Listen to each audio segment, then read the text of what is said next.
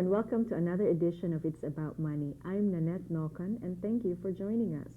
Before we begin the program, just want to remind you that our objective is to educate you with a lot of different money topics.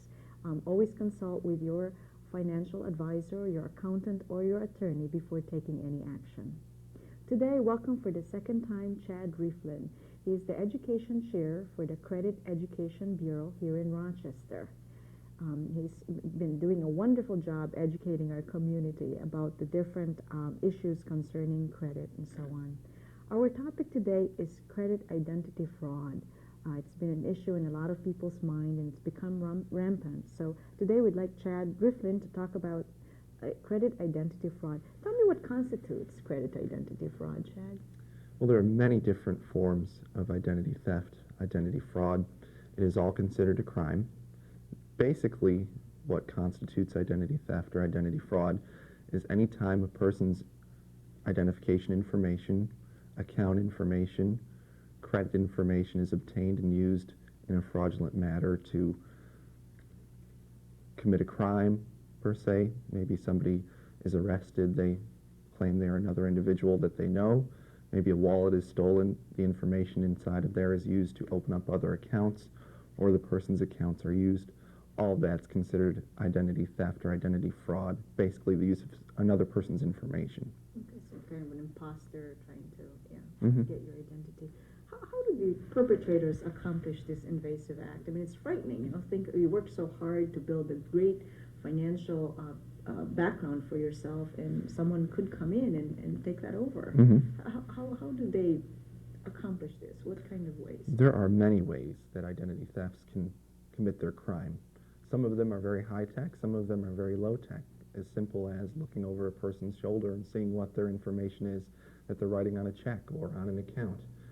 Some of it is as high-tech as being on the internet, somebody intercepting information that's being shared, or what they call skimming at a department store, where a credit card is run through a machine. There's another device that they use to collect the information that is on the magnetic strip of a card, and that's collected and then downloaded onto a database, and they can use that information in the future for other crimes. I see. So it could be something that, somebody had dropped the receipt and they see the credit card information on that receipt, like you say, low tech. Right. Basically, anytime somebody can get an account or some type of identifying piece of material. And that second piece you were talking about, that's like a little device where someone can just swipe the credit card and then save that information, right? Correct. From what I understand, they can sell that data to other people. They could sell it or use it for themselves. Yeah. And I've heard that could be used in restaurants, like because you don't see what happens with your credit card from the time you submit it and the time you sign the bill. And like you said, maybe a department store or something like that, right? And typically the devices that they use are very small. They can be held in your hand, so you wouldn't even realize if you're not looking for that's going on or taking place. So that's something, you have absolutely no clue that something like that would be happening. Boy, that's a little bit, how rampant is it? Does this happen all the time? It's one of the largest growing crimes in our country, I would say, because it's a crime that is easy to commit. It's as easy as maybe someone digging through your trash, looking for possibly maybe a pre-approved credit card offer that you threw away without destroying first. That individual just needs to take that and fill it out, use your information, have the card sent to them, and possibly the bill sent to you. And all of a sudden, they're using your information, charging up accounts, and of course, obviously, they're not going to pay them. Then that is reflected on your credit history, and the information is viewed as being yours. Oh, gee, so that's some low-tech deal here. So every time people get credit card offerings, they just shouldn't throw it in the mail. They've got to rip it up. Absolutely. It's very important. Yeah. Any bank account information that you would throw away, anything containing any personal information about you should be destroyed very thoroughly before it's thrown away. Most experts will even recommend obtaining some type of a shredding device so that information is completely destroyed. Sure. And these days, boy, shredding devices are affordable, $20. $20, yeah, sure. Okay. Yeah, I think that's a smart idea. You're absolutely right. Even I'm glad that it's very rare now that for credit cards to have that carbon, because that used to be a problem with the carbon copies being thrown in the trash and stuff like that, and easy enough to pick up the information from there. So now you talked about high tech, and certainly there's the internet. What kind of role has the internet had with credit identity theft or fraud? Well, the internet has definitely expanded the crime. There's been much more that has gone on with unsecured sites, with sites that have not set up the proper technology to make sure that there isn't an individual who can intercept that type of information. And before you would share any information like a credit card, account number with an internet site, you should first make sure that it's a secured site and that they've taken the precautions to make sure your information is safe. Most of your major companies have done that already, but if you're going to make a purchase at a company that you're not familiar with, you should definitely try to contact that company directly and see what measures they've taken to make sure your information will be safe. I see. Because there's really two facets to that. First, you submit your credit card, and then I think many of them ask if you want to store the credit card information so for future purchases and the like. So one really needs to be careful to make sure that that information is not intercepted, as Definitely, you're saying. and individuals should ask what's going to be done with that information as well. Okay. Because by law right now, those companies can share that information with other companies unless you opt out of that option. Tell me, share that information. You mean the credit card information can be shared with others? They can share your personal information, such as your name, your address, Okay. information that the company can use to contact you, which they would have if they had, let's say, your credit card information. Sure. But they can share that with other companies, and then you might be receiving other solicitations that are unwanted. Sure. This is the new law you're talking about, the opt-out rule that came out in March. That's really an interesting rule because it's as if that works for marketing companies, marketing agencies, instead of the consumer really being protected. Because in a way, unless you take action, they have the right to share your information. Is that correct? That's correct. By law, by July 1st of this past year, all information sharing companies had to send a disclosure to all of their customers and consumers that they dealt with, giving them the option to opt out of that program of their information sharing policies. But the letters that they sent out were very hard to read, difficult to distinguish how you would opt out of the programs.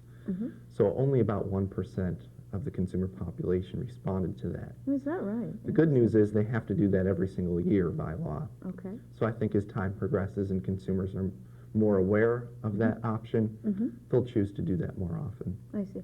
So if someone had, say, 5 credit cards, they have to contact all of those companies or because banks are, like if I had a savings account, a checking account, an investment, they also are able to share my information unless That's I right. opted out. Any right? financial institution. Right. So every year I have to make a conscious effort to opt out of this program. But then the companies are required to send me a reminder. Is that correct? That's correct. Okay. So if I didn't do it this past year, then I have another chance to do it again. Right. Oh, I see. Right. But then one has to think about, there's no generic, I opt out this button, it tells everybody not to. Right. I think that's a great point to make, is that you have to do it individually with each company that you deal with. And that can be numerous companies, especially if you have a lot of credit cards and a lot of financial institutions that you work with. Sure. And actually, that brings an important point. If you have an account with an institution that is no longer being used, you haven't used the credit card, say, for 3 years, it's best probably to just close it out, right? Otherwise, they're going to share that information? Or can they still share your information even though you've closed out an account? Are you familiar with how I'm that not works? familiar if they still can if you've closed out the account.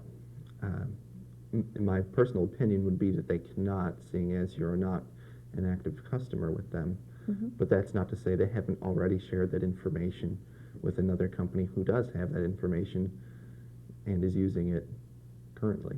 Sure, that's a big area of concern. So really pay attention to those brochures that come, and it's not one of those things that you check off to say, yes, go ahead and share my information. It's more like, no, don't share my information, right? Because it's a Right, negative. and it's an action that you would have to take to stop them from sharing your information, such as making a phone call to a very specific phone number that they would give you, or writing a letter to their company stating some very specifics as to what information they cannot share with other companies if that's what they request you to do. Sure. So really in the past, companies have shared this information, but consumers didn't really have a way of saying, don't do this for me. So it's effectively, this is what the law does, but the consumers still have Right, to it's take kind of action. the first step to Yes. making sure that consumers have better privacy regarding those types of information. Great. I'm glad you mentioned that first step because sometimes. No, so when one is applying for mortgage, credit card, and so on, how can other companies use that against us or other people? I mean, how safe is that data? So for example, if I applied for a mortgage, I give them certainly my entire financial picture, otherwise I might not be approved for a loan or something like that. How much of that data is available to other organizations? Well, that data would be available to the employees that deal with it and any other company that they contract with throughout, maybe, let's take a mortgage for instance, throughout the mortgage process where they're approving your mortgage, that information would be shared with the other companies that they work with. Sure. So that's where maybe an individual would be able to obtain your information through what they would call an inside deal. Maybe it would be an employee. Okay. Maybe an employee would sell that information to a thief, an identity theft. Right. There is no way to absolutely stop identity theft, but there are some precautions that you can take to minimize your risk. Sure. It's sort of like what happened with the DMV here in Rochester a few months ago, or perhaps a year ago, where they were selling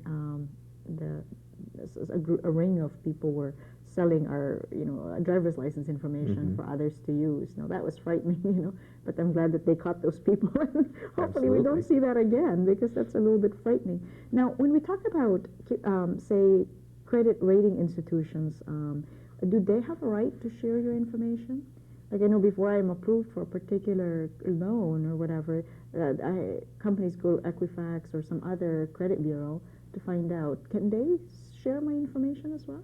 Yes, they can. That's how you are receiving the pre-approved credit card offers that come in the mail. The credit card companies go through a pre-screening process, and what they are doing is viewing some of the information that appears on your credit file. There is a phone number that consumers can call. It's 1-888-5-OPT-OUT. Okay. And they can call that number and go through an opt-out process of not having that information shared with credit card companies. I see. Would you repeat that number Sure. again? It's 1-888-5-OPT-OUT. Okay. OPT out. Okay, Yes. great. So that really allows the reduction in the amount of pre-approved credit offerings that you get in the mail, essentially. Yes. If you opt out. It should, that's great. hopefully. Okay, that's a great information. I to be honest, I get about half a dozen pieces of mail, I would say practically every day, offering all sorts of lines of credits. My God, I could get myself in a You huge... only had $1 for each one. Yeah, right, that's right. And I feel bad, they look so nice, and sometimes it says urgent information. It doesn't look, it's so creative that you don't think that it's from a credit card company, But just rip them up and make sure that, nobody gets to that. But yeah, it gets annoying at times. Because Absolutely. It's like, how do these people know that I, that I can borrow this money and so on? So there's some high-tech problems and some low-tech problems. With the recent problem that, the recent terrorist attack on September 11th, I know it's the nation's worst crime that we've seen, terrorist crime here in the nation. I saw some television programs where Diane Sawyer, for example, was reading off someone's budget or personal financial data because windows were blown out and papers were all over the place.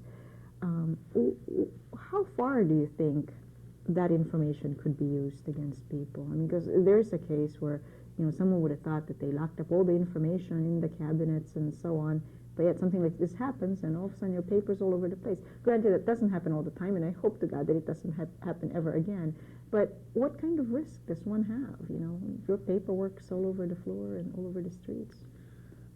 It would be as great a risk as if you allowed your paperwork to be strewn all over the streets in your front yard or in front of your house. If it's paperwork of the consumers, the customers that those businesses were dealing with, then it can be very dangerous. It just takes one person to use that information, misuse that information, just like the things that we've discussed already. Sure. If we're referring to the personal information of maybe some of the victims that were involved, it's probably not going to obviously affect them as greatly, seeing as that person would be reported as lost, that person would be reported as missing or presumed deceased.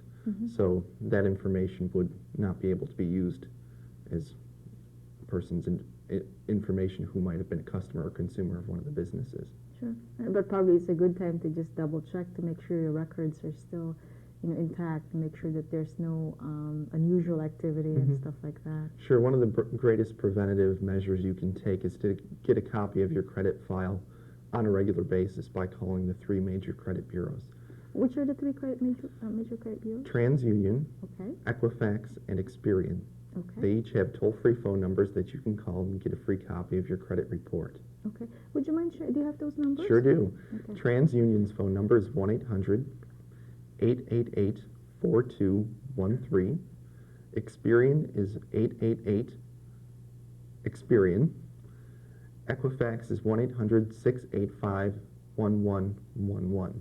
Would you spell the Experian for us? And Sure. we're going to show it on the screen. Again, Experian is 1-888-EXPERIAN. Okay. And they can contact any of these bureaus. Now, if someone is applying for a mortgage, do the mortgage company look at all 3 reports? Do they share the same data, or does each credit bureau or reporting agency have their own way of collecting data about a person?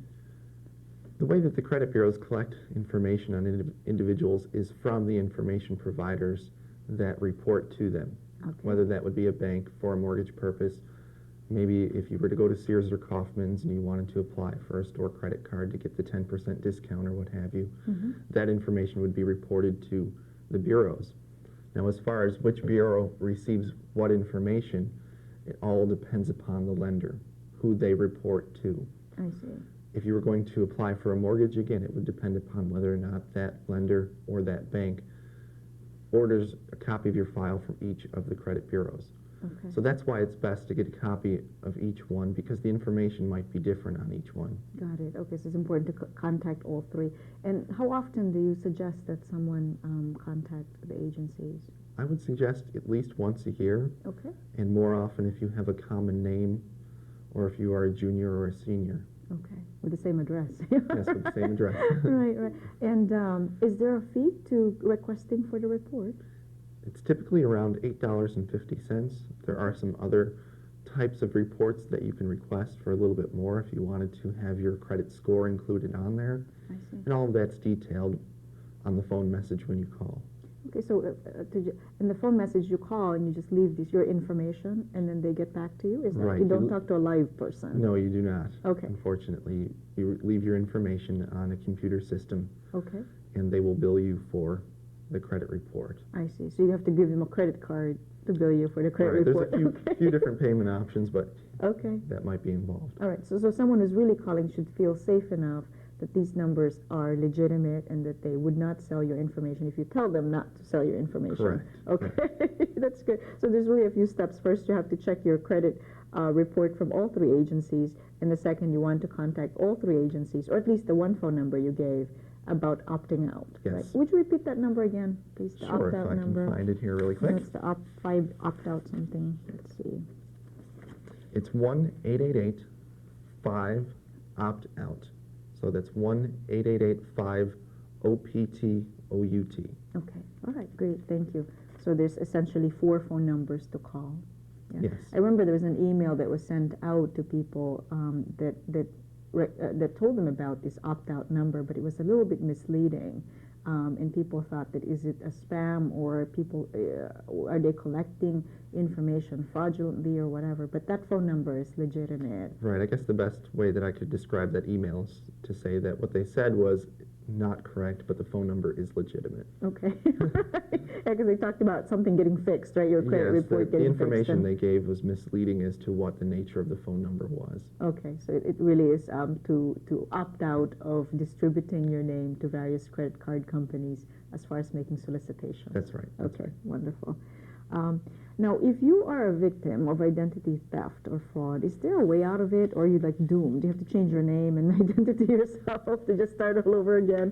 I mean, it sounds like a ridiculous thing to have to go through, but what are the measures? What are the steps that one should take? There's a number of things that can be done, especially depending upon the type of identity theft that was committed. Generally, what you would do is, first of all, contact the credit bureaus, the same phone numbers that we just gave, and have them put a fraud alert on your credit file. Okay. And also put a request to have the individuals who are requesting your information contact you before they open up any accounts in your name. That would be the first step to stop that crime from going any further. After that, you would have to fill out a police report, and you would have to have it investigated. You could contact State Attorney General. You could contact the Federal Trade Commission, and those companies would also do investigations. I see. So there's a number of agencies that can help you. You're not on your own trying to fix the problem, but important to kind of have that fraud alert, like you'd mentioned. Right? So Definitely, that would be the first step for anybody to take. Sure. But of course, the downside to that, it could be annoying, because if you're trying to make a large purchase, for example, someone, there could be an alert that comes up, and you're the right person making the purchase. But I suppose it'd be okay to be annoyed that way and prevent any additional problems than to just let it go through and, something happens. Yeah, right. Well, that's basically what it comes down to when we're talking about security and privacy. Of course, we have two things that we want in our account. We want convenience, and we want security. The problem is they're both contradictory of each other. Convenience means you're making it easier. Security means you're making it more difficult. Right. And finding that balance, of course, is totally on an individual basis. Sure. And again, the investment world, it's something like wanting something guaranteed with high return. There you go. Exactly. It's an oxymoron, doesn't exist. So something that, it depends on what's really important to you. So I guess having the convenience is nice, but then if it leads to more problems later on, then maybe that's not such a good thing to have. Yeah. Okay. What other things can consumers do in order to prevent a credit identity fraud? I mean, you talked about contacting the various credit bureaus, perhaps checking your statements when you get it, not throwing away credit slips or records without tearing them up. What other things can people do? Right. I like to say it's all about being credit-wise, almost like being street-wise. Okay. You can take preventative measures, as I said before, to minimize your risk. Number one would be to make sure that you do not carry personal identification information on you that you do not have to carry. Things like your Social Security card, maybe a benefit card or some type of insurance card that contains your Social Security number. Credit card information. If you have a credit card, it's always best to include the phone number of the credit card in a safe place, because if that credit card is ever lost or stolen, guess where the phone number is to call the company? It's on the card, It's right? on the back of the card, right? So then you're immediately stuck and you can't report it, and it can make the problem even worse. As I said before, tear up any pre-approved credit card offers or anything that contains your personal information. Make sure that you receive your mail when you are supposed to receive your mail. Another thing that an identity theft can do is intercept your mail. And they can take that and misuse it, of course. But if you do not receive, per se, your credit card statement at the time of the month when you are supposed to, it's always best to call your issuer and make sure that it was sent out. Okay. And if it was sent out and you were supposed to have received it, then to report that there was a problem. Basically, any type of identification that you would carry on you that would have information such as a military ID, something that could be misused, you'd want to make sure that you don't keep that on you if you do not have to. Okay. Making sure that you destroy any information when you go to the ATM machine, when you receive credit card slip back from the teller. Make sure that you receive your credit card back from a cashier. Simple things like that are just great preventative measures that anybody can take. Sure, and it's just so simple to forget it, but then it's there for someone to take and take your identity. Right, those are great tips. I really appreciate that.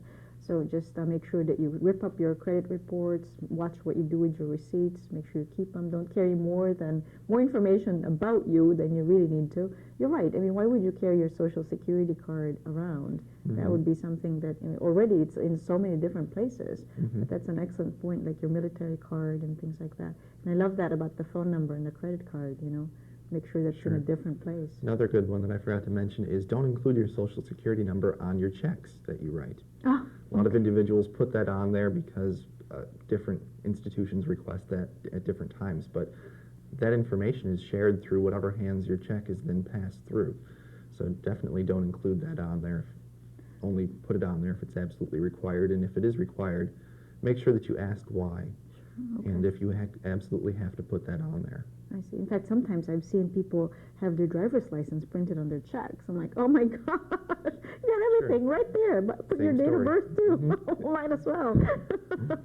Well, that's really great. I really appreciate that. You've given us some wonderful toll-free numbers here for people to call and double check just to make sure that they're in good shape. And really, you're right. It's better to be credit-wise, like street-wise, with regards to your financial data, because you don't want that being lost or stolen or misused in such a manner that you have to fix it.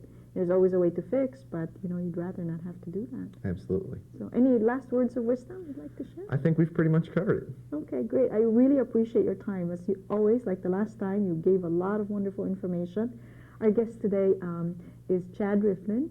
He's the chairman of the Education Bureau, from the Credit Bureau, right? Did I say that right? Credit Education Bureau. Credit Education Bureau. Thank you very much. And until next time, thank you for joining us. I'm Nanette Nokan. If you have any questions or suggestions, please email me at nnocon@aol.com. That's nnokan@aol.com. Until next time, thank you.